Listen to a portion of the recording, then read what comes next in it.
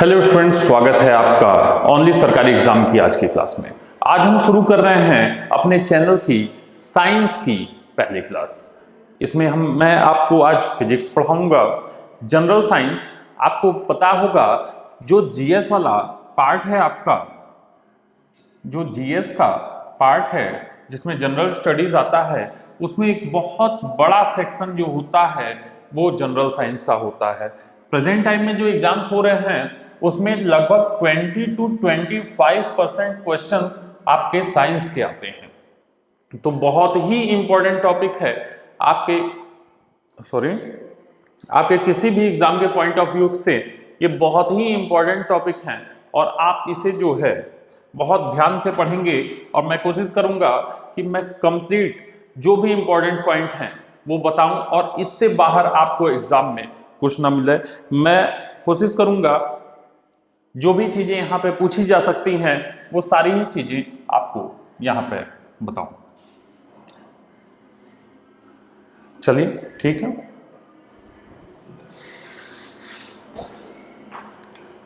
जो पहली चीज आज हम लोग पढ़ने वाले हैं वो पढ़ने वाले हैं सदिश तथा अदिश। ठीक है ना, यानी कि वेक्टर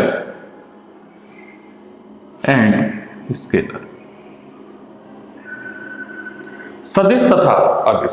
सदिश जैसा कि नाम से ही लगता है, जिसके साथ दिशा की आवश्यकता होती है उसको हम सदिश कहते हैं, और जिसके साथ हमें दिशा की आवश्यकता नहीं होती है उसे हम अदिश कहते हैं। सदिश मतलब डायरेक्शन रिक्वायर्ड।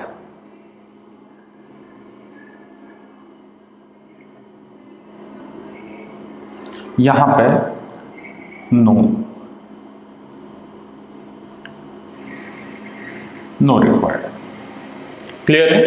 अच्छा, सदिश में अब समझिएगा, अगर आपको एक अपने घर से, ये मान लीजिए घर है और यहां पे स्कूल है, जाना है, तो आपको क्या करना होगा, आप अपने घर से निकलेंगे, थोड़ी दूर ईस्ट में जाएंगे, फिर मुड़ेंगे, फिर किसी दूसरी डायरेक्शन में जाएंगे, फिर किसी डायरेक्शन में जाएंगे, फिर घूमते हुए आप यहां पहुंचेंगे। अगर आपको दिशा का ज्ञान ना हो, आपको ये ना पता हो कि किधर घूमना है, सिर्फ इतना मालूम हो कि आपके घर से आपका स्कूल 4 किलोमीटर पे है, तो क्या आप कभी जा सकते हैं? आप कहेंगे 4 किलोमीटर इधर भी हो सकता है, 4 किलोमीटर इधर भी हो सकता है, 4 किलोमीटर इधर हो सकता है, इधर हो सकता है, कहीं पे भी हो सकता है। यानी कि कुछ चीजें ऐसी होती हैं जिनको कंप्लीट पूरी तरह से जानने के लिए हमें दिशा की जरूरत होती है। अगर यहाँ पे हमें दिशा का ज्ञान ना हो तो हम कभी स्कूल नहीं पहुंचेंगे। लेकिन अगर हम कहीं पे जाते हैं कोई सामान खरीदने, सपोज दैट आप मार्केट गए और आपको आलू खरीदना है, तो क्या फर्क पड़ता है कि आप किस दिशा में आलू खरीद रहे हैं? क्या आप ऐसे बोलेंगे यार 5 किलो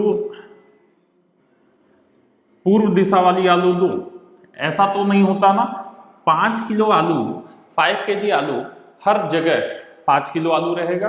तो यहां पे क्या हुआ, दिशा का कोई फर्क नहीं पड़ा, कोई असर नहीं पड़ा, तो ये क्या हो गया, वजन है, द्रव्यमान, एक अदिश क्वांटिटी हो गई।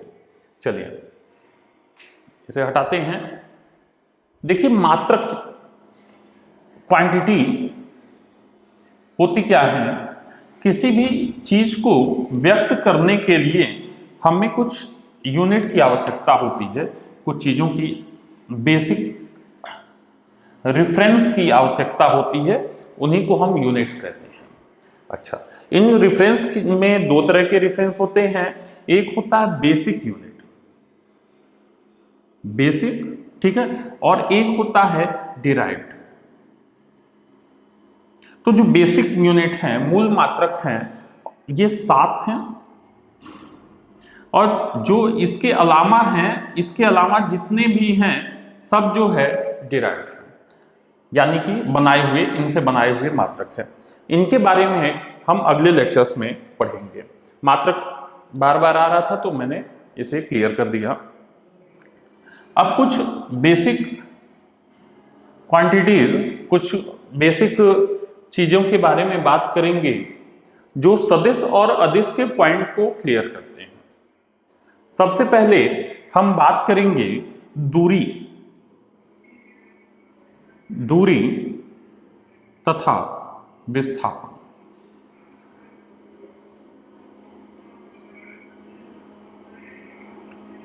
दूरी मतलब डिस्टेंस एंड डिस्प्लेसमेंट।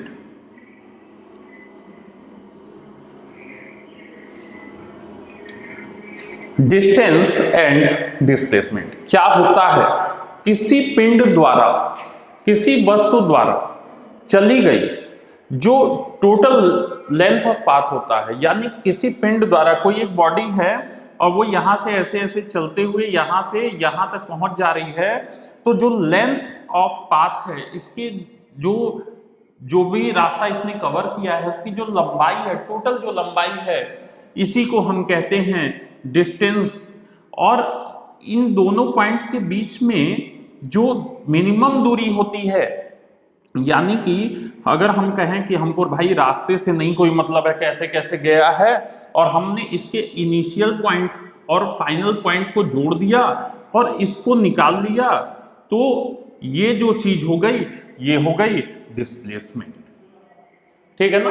यानी किन्हीं भी दो पिंडों के, जो दो पिंडों के बीच में कोई पिंड है, किसी रास्ते पे जा रहा है, उसके द्वारा जो टोटल दूरी चली गई, जो टोटल पाथ कवर किया गया, वो डिस्टेंस हो गया, और इनिशियल और फाइनल पॉइंट के बीच में जो दूरी हुई उसको हम डिस्प्लेसमेंट कहेंगे। क्लियर है? अच्छा, अब इस पे अक्सर पूछ दिया जाता है कुछ ऐसा सवाल, वैसे आपके पेपर में सवाल आने की चांसेस कम हैं, लेकिन कुछ सवाल ऐसे होते हैं जो एक तरह से थ्योरी ही होते हैं। तो वो क्या होगा समझिए। मान लीजिए कि एक सर्कुलर पाथ है, ठीक है ना? एक सर्कुलर पाथ है जिसकी कुछ व्यास दिया हो, मान लीजिए कैपिटल डी दे दिया। अब एक आदमी था राम, और राम यहां से जाना शुरू करता है और ऐसे ऐसे जाते जाते फिर से यहां पे पहुंच जाता है। अब जब वो जाते जाते जाते यहां पे पहुंच जाता है, तो हम पूछते हैं कि इसका जो डिस्प्लेसमेंट होगा वो क्या होगा। तो जब आपसे डिस्प्लेसमेंट के बारे में पूछेगा तो आप देखोगे कि राम चूंकि यहां से चला और चलते चलते फिर से यहीं पे आ गया, तो आप कहोगे कि जो इनिशियल पॉइंट है,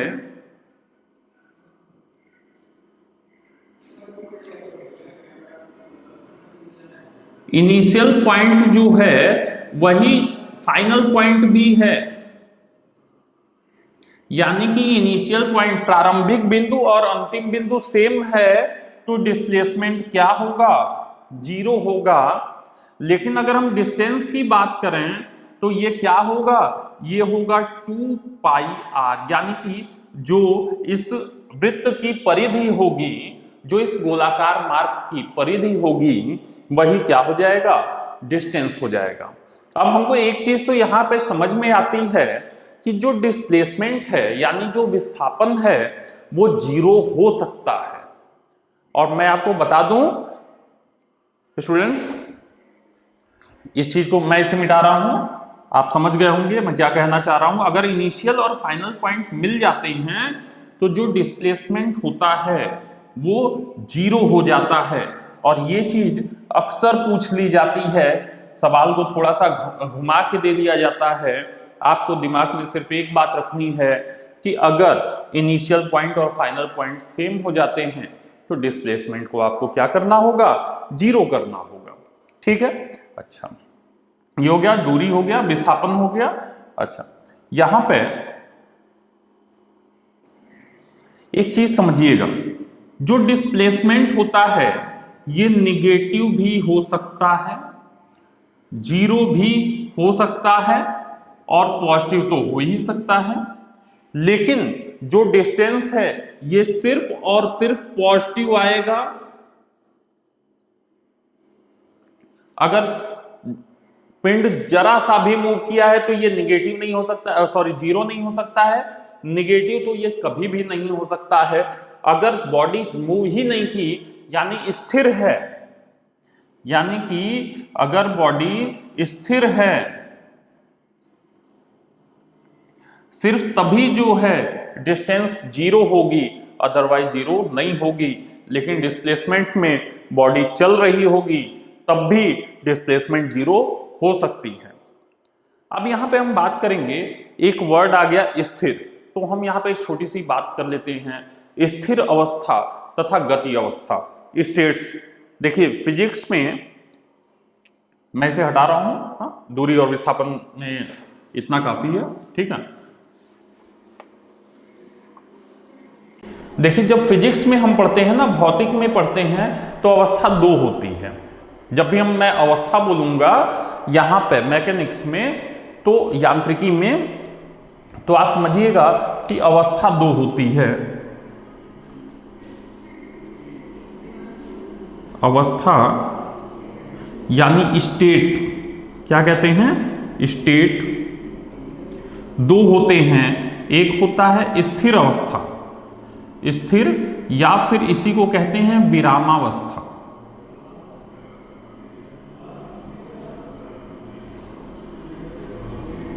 रेस्ट, क्या कहते हैं इसको, रेस्ट,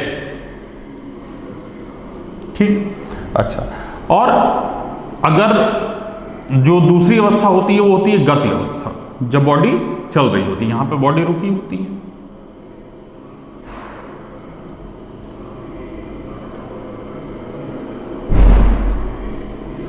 जब हम केमिस्ट्री में बात करते हैं, हम कहते हैं स्टेट, अवस्था बताइए, तो आप वहां पे कहते हैं कि केमिस्ट्री में तीन अवस्थाएं होती हैं, वहां पे अवस्था का मतलब बदल जाता है। आप कहते हो कि सॉलिड होगा, लिक्विड होगा और गैस होगा। तो यहां पे ये मतलब थोड़ा सा बदल जाता है, यहां पे फिजिक्स में इस यांत्रिकी वाले चैप्टर में ये मतलब बदल जाता है। क्लियर है, ठीक। मैं इसे हटा रहा हूं। हम लोग बात करेंगे विरामावस्था क्या होती है, विरामावस्था तथा गति अवस्था। समझिएगा इस बात को। विरामावस्था यानी जो अवस्था है ये एक रेफरेंस से ही आप बता सकते हैं। सपोज दैट कि दो आदमी हैं, ये राम है और ये श्याम है। ये एक बस में बैठे हैं, ठीक है। अब ये बस पूरी चल रही है, तो एक दूसरे के रेफरेंस में, एक दूसरे के कंपेयर में क्या ये मूव कर रहे होंगे, क्या ये चल रहे होंगे? नहीं, एक दूसरे के कंपेयर में ये नहीं चल रहे होंगे। तो कहा जाएगा कि ये किस में हैं, ये दोनों किस में हैं, ये रेस्ट में हैं, विरामावस्था में है। लेकिन अगर कोई आदमी यहाँ पे खड़ा है, यहाँ पे मोहन खड़ा है, तो मोहन के लिए ये चीजें चल रही हैं या रुकी हुई हैं, तो आप कहेंगे सर मोशन में है। यानी कि कोई वस्तु विरामावस्था में है या गति अवस्था में है, ये आप इस चीज से पता करेंगे कि हम किस रेफरेंस से देख रहे हैं। बच्चों ध्यान दीजिएगा कि पूरी की पूरी अर्थ, पूरी की पूरी पृथ्वी जो है वो मूव कर रही है, पूरी की पूरी अर्थ जो है वो क्या कर रही है, घूम रही है। तो पूरी की पूरी दुनिया जो है गति अवस्था में है। तो बिना रेफरेंस पॉइंट के हम इस चीज को नहीं क्लियर कर सकते हैं कि वस्तु विरामावस्था में है या गति अवस्था में है। हम वापस आ जाते हैं अपने पॉइंट पे, वेक्टर एंड स्केलर, ठीक है। देखिए कोई भी चीज जो नई समझ में आएगी आप कमेंट बॉक्स में बताइएगा, वो चीज मैं फिर से आपको बताऊंगा। अगर आपको वीडियो अच्छा लग रहा है तो इसको जरूर लाइक कीजिएगा, शेयर कीजिएगा, चैनल को सब्सक्राइब कीजिएगा, अपने फ्रेंड्स में जरूर शेयर कीजिएगा, क्योंकि जब शेयर करते हैं ज़्यादा लोग देखते हैं तो हमारा भी मनोबल अच्छा होता है। ध्यान दीजिएगा, अभी हम लोगों ने बात की थी दूरी तथा विस्थापन की, यानी कि डिस्टेंस एंड डिस्प्लेसमेंट।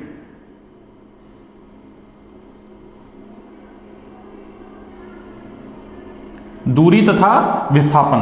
तो दूरी क्या था? दूरी अदिश था, विस्थापन सदिश था। ठीक है, जब आपको सदिश तथा अदिश में डिफरेंस के लिए क्वेश्चन पूछेगा तभी दूरी तथा विस्थापन को अलग अलग बोलेगा। अगर आप कोई बड़े क्वेश्चन लगाते हैं तो दूरी और विस्थापन एक ही चीज होती है। अच्छा, इसके बाद हम आते हैं स्पीड, चाल तथा वेग में। चाल तथा वेग, अब यहां पे समझिएगा चाल क्या होती है। चाल होती है एकांक समय में चली गई दूरी को हम चाल कहते हैं। ठीक है ना, एकांक समय में चली गई दूरी को चाल कहते हैं, और एकांक समय में हुए विस्थापन में परिवर्तन को या एकांक समय में हुए विस्थापन को हम वेग कहते हैं। चाल जो होता है ये सदिश होती है। चाल कैसी क्वांटिटी है? सॉरी, अदिश है, स्केलर है, अदिश क्वांटिटी होती है। और वेग कैसा होता है? वेग सदिश क्वांटिटी होती है। क्लियर है? अच्छा, चाल और वेग, चाल बराबर क्या होता है? दूरी, डिस्टेंस,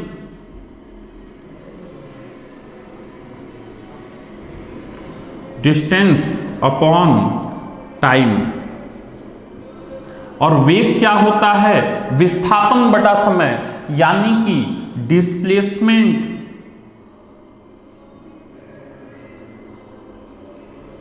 अपॉन टाइम। क्लियर है ये चीज? अच्छा, ध्यान दीजिएगा, अगर हम इसके मात्रक की बात करें, मात्रक मतलब यूनिट की बात करें, तो ये एक डिराइव्ड यूनिट होगी। अभी मैंने बात की थी, यूनिट दो तरह की होती हैं, एक बेसिक होती है, मूल राशियां होती हैं, व्युत्पन्न राशियां यानी डिराइव्ड यूनिट होती हैं। तो ये एक डिराइव्ड यूनिट होगी और किससे बनेगी? डिस्टेंस से और टाइम से। देखिए, डिस्टेंस और डिस्प्लेसमेंट दोनों की यूनिट सेम होती है, मीटर किलोमीटर, यानी तो यहां पे क्या होगा? मीटर पर सेकेंड, यानी कि डिस्टेंस की यूनिट अपॉन समय की यूनिट। ये मीटर पर सेकंड भी हो सकती है, किलोमीटर पर आवर्स हो सकती है, किलोमीटर पर मिनट हो सकती है, कुछ भी हो सकती है।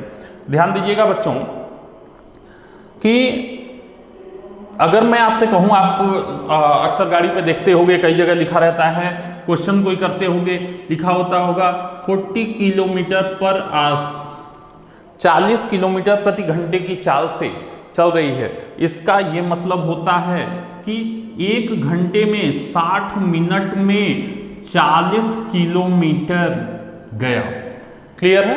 अच्छा, चलिए आगे बढ़ते हैं। यहां पे मैंने चाल वेग बता दिया, इसके मात्रक के बारे में भी बता दिया, इसका मतलब भी बता दिया। इनमें क्या अंतर है? बस डिस्टेंस हो जाता है, यहाँ डिस्प्लेसमेंट हो जाता है।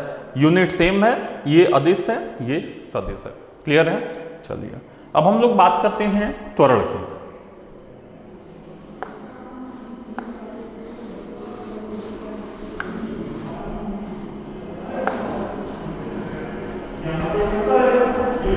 त्वरण क्या होता है? त्वरण क्या होता है? एक्सेलरेशन।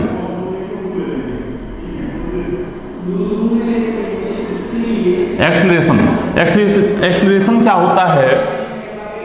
वेग परिवर्तन की दर को त्वरण कहते हैं। क्या होता है? मैं लिख दे रहा हूं, वेग परिवर्तन की दर। ठीक है ना? वेग परिवर्तन की दर को त्वरण कहते हैं। याद रखिएगा कि दर का प्रयोग कहां पे होता है? दर का मतलब होता है समय से भाग दिया जाए। वेग परिवर्तन यानी ये क्या हो जाएगा? वेग परिवर्तन v2 माइनस v1 अपॉन दर का मतलब होता है बटे में समय, यानी t, समय। क्लियर है? वेग परिवर्तन बटा समय। क्लियर है? अच्छा, अगर मैं इसके मात्रक की, ये वही समय होगा जिसमें ये वेग परिवर्तन हो रहा होगा। यहां टाइम इंटरवल लिख लीजिए, बल्कि डेल्टा का मतलब होता है टाइम इंटरवल, मतलब अंतर। इसके मैं यूनिट की बात करूं, अच्छा, इसको इंग्लिश में कहेंगे rate of change of velocity. मैं लिख दे रहा हूं यहां पर, रेट ऑफ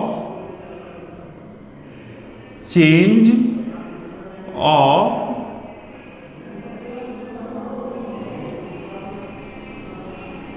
वेलोसिटी। क्लियर है? अच्छा, इसकी मात्रक की बात करेंगे तो देखिए, चाल का यानी वेग का मात्रक बटे समय का मात्रक। वेग का मात्रक क्या होता है? तो अभी हमने देखा मीटर पर सेकेंड होता है और समय का मात्रक सेकेंड होता है, तो ये क्या हो जाएगा? मीटर पर सेकेंड स्क्वायर। क्लियर है? चलिए बच्चों, कमेंट में बताइएगा आज की क्लास आपको कैसे लगी। अगर क्लास में कोई दिक्कत होती है आप कमेंट में बताइएगा, वो प्रॉब्लम खत्म की जाएगी। आपको अगर वीडियो अच्छा लगा, वीडियो को लाइक कीजिएगा, अपने फ्रेंड्स में शेयर कीजिएगा और चैनल को सब्सक्राइब कीजिएगा। Thank you so much.